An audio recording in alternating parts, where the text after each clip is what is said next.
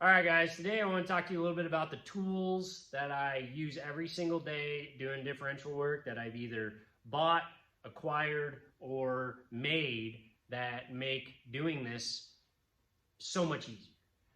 When I first started doing this, I didn't have most of any of this, and life was not easy, whether you're pulling bearings, setting up pinion depth, whether you're driving out bearing races inside of a housing, especially if you're doing anything Dana, GM, 10 bolt, 12 bolts, 14 bolts, whatever.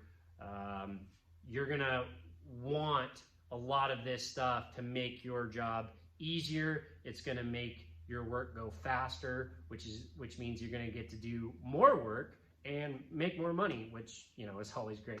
So one of the first things that I tell people when they're doing their own differentials is dummy bearings or setup bearings, whatever you want to call them. This right here is an AMC 20 factory pinion.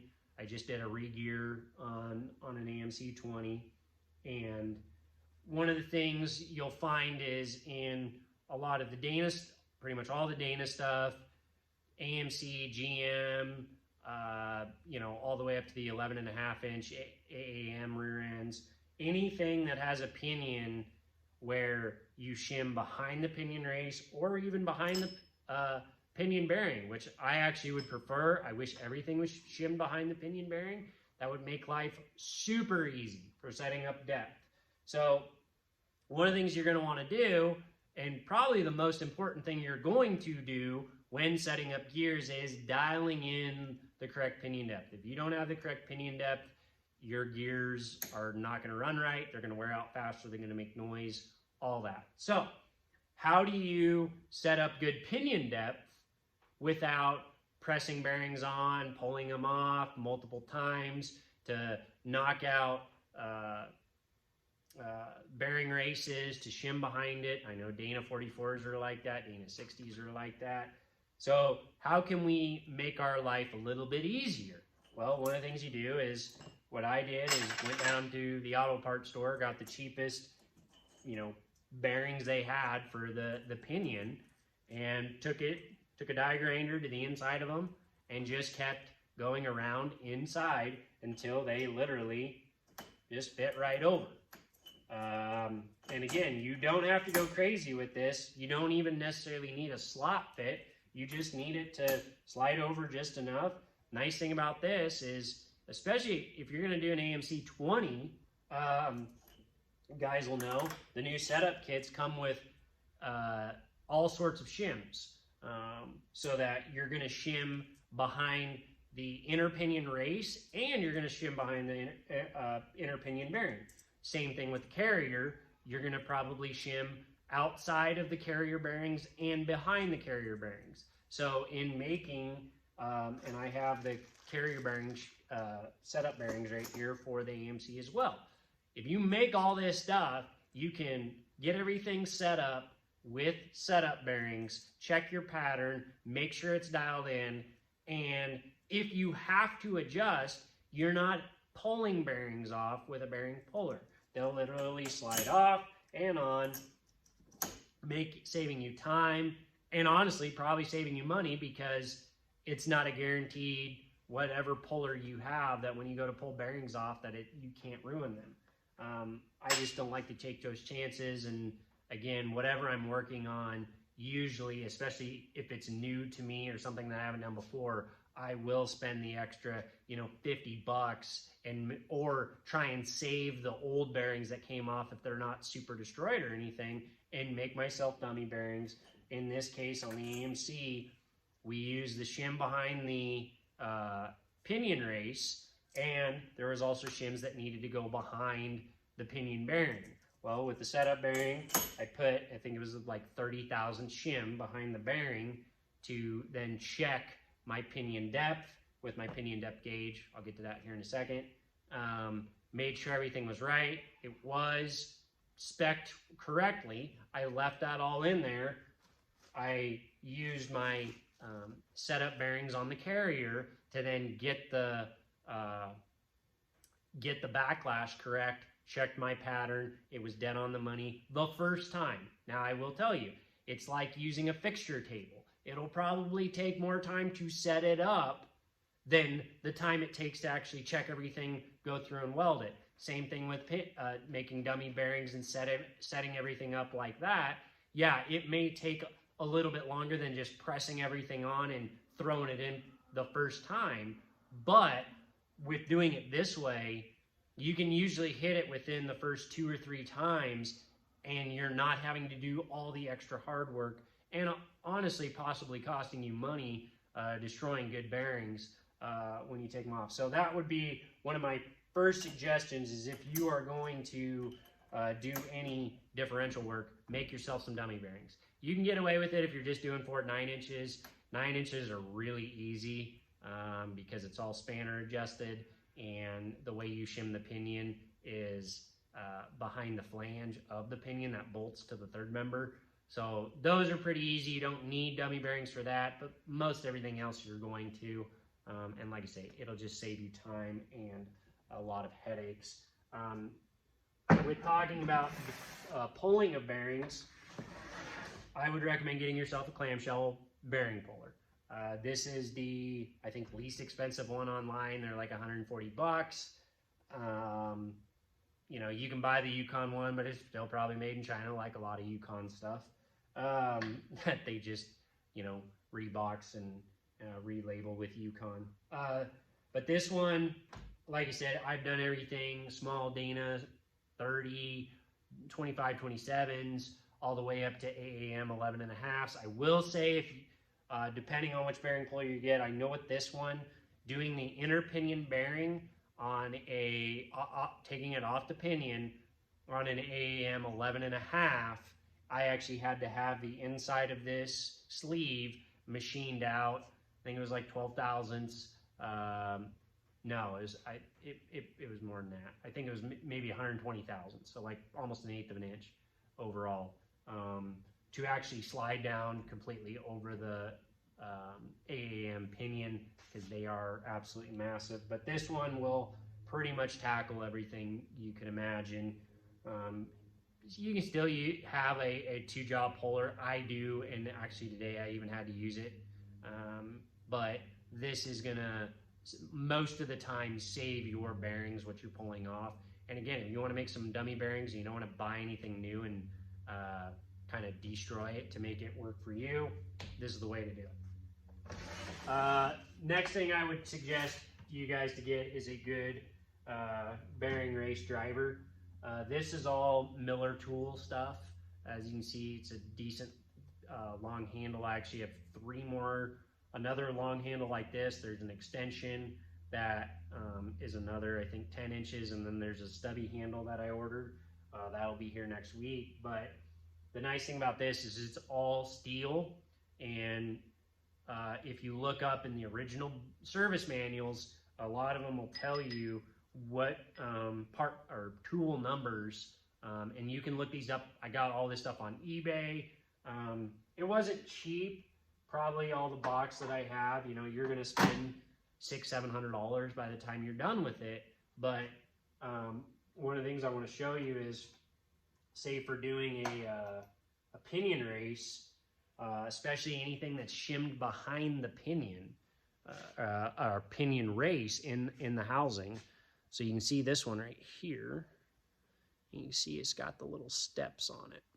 Okay, so the nice thing about that is when you fit that down in the housing, you can use this to knock out the race, and it won't damage the shims inside. So, you know, a lot of times, if you don't have a setup race for the inside of the housing, you're going to need to probably drive that in and out a couple times to get your pinion depth just right. That's a way to do it to where you do not have to, or you don't really risk destroying any of the shims, excuse me, in the housing. And I know these kits now, they give you, I mean, it's like 150 thousandths worth of shims. So you do have some leeway there. But honestly, the other thing I found is, instead of using a chisel or a marlin spike to get those out, which can slip off and they don't give you a good lip, that thing does not slip off. They work great. And then the other ones I have are pretty much your pinion seal installers. These work great. Don't damage the seal. So Miller Tools, look those up on eBay, and I would invest heavily in that stuff. It works great. Lastly, if you really want to get into dialing stuff in right on the money, this is a pinion depth gauge. This one's T&D Machine. I know they sell. There's a bunch of different companies that sell them. This is the one that I found. Seemed like it tackled everything I ever wanted it to do, and super easy to use. It takes a little bit to get used to with regards to, there's different extensions, there's different ways of actually measuring. Make sure the dial indicator is, zeroed out when you're doing it. But this is a really, really good way to save you some time and get you really, really close, if not right on the money, when you check that pattern the first time. And again, not cheap, but worth the money in the time that it's going to save you. I bought this I think about 2 years ago, and some people have brought me bare housings, no ring and pinion in it, no races, no nothing. And the nice thing about this is you can pretty much set a race in there, press your bearing on your pinion, set it in, just put a little bit of preload on it and check it, and pretty much you can realistically check it one time, pull the pinion out, probably leave your dummy bearings on, but set it back in, check your depth if it's good, drop your carrier in, set your lash, check your pattern. If it's all good, pull everything out, put your new bearings on, put your seals in, and you're good to go. So that's really what I wanted to talk to you about. Those were the main things. Obviously, you're going to want a dial indicator. I know this kit has one, but I have a dial indicator. Well, I've actually got like 5 that I can use, from a digital one to one that does very small increments. The whole entire dial is, I believe, 20 thousandths. So it's really, really dead on if you want to get it, to the nuts. What's the other ones that you're going to want? You're probably going to want a torque meter, checking pinion preload, a torque wrench, obviously a decent one. And a lot of this stuff, guys, you don't have to go spend big money on it. The torque meters that they sell at, North 40 are probably fine. But get yourself a micrometer, analog and digital. I have both, just to be safe. I like having multiples of things just to double check. And that's really, the gist of it. Most of what you read in the early books anyway, it's all hand tools, and everything is being done by, ratchets, and we're not using the fancy, impacts that we have now. And the other bit too is, if you're going to be setting stuff up for customers, especially, do it for yourself too. It's always good to practice on your own stuff, but figure out every single torque spec, whether it's the torque spec of the pinion nut, the pinion preload, what you're supposed to torque the ring gear bolts to and put Loctite on them, the bearing cap bolts to. The other one I would say, get a good pinion seal installer if you're going to do front ends. I did it a hard way a long time ago with using just an old driver and having a hammer in there, and you just don't have a lot of room. But investing in your tools is an investment in what you're doing, and better tools are going to make a better product. I know guys will say they can do it with junkety old Craftsman stuff that's been sitting in a water trough for 50 years, and they got it cleaned up just enough and it works. Fine, if you can do it that way, great. I'm trying to tell you guys, if you invest at the beginning in the right tools, you will save yourself so much time, so many headaches down the road, and honestly put out a better product when you're done. And then probably one of the last things I bought, I know every single bearing and seal kit comes with the gear paint. I literally bought a little container. It's about, I can't remember how many ounces it is, but then you can literally just unscrew the cap, dip your brush in there, and you have a ton. Because there are times when you're gonna have to paint on and check the pattern, 3, 4, 5 times just to make sure it's right and make sure everything is dialed in. So hopefully this kind of helps out. Leave any comments if you guys have any other tool suggestions. But hopefully, those are the main things that I would recommend to you guys getting. Get yourself some good impacts and whatnot and some ratchets. But stuff like this is really going to help you put out the best product possible and really help to improve your business. All right, guys. Thanks.